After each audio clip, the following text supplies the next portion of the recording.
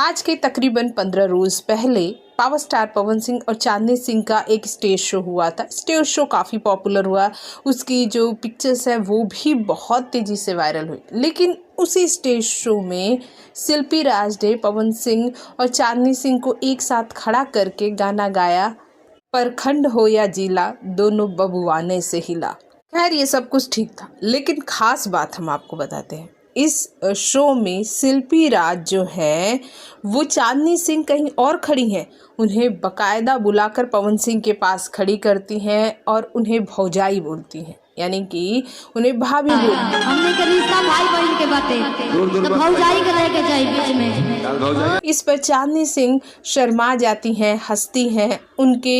चांदनी सिंह शर्मा जाती हैं, हंसती हैं, ब्लश करती हैं और पवन सिंह भी मुस्कुरा रहे हैं।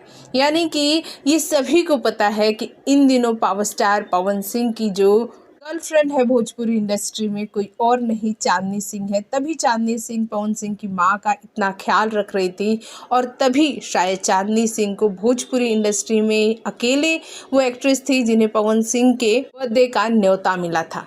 इन सब पर आपकी क्या प्रतिक्रिया है, हमारे कमेंट बॉक्स में कमेंट करके ज़रूर बताएं।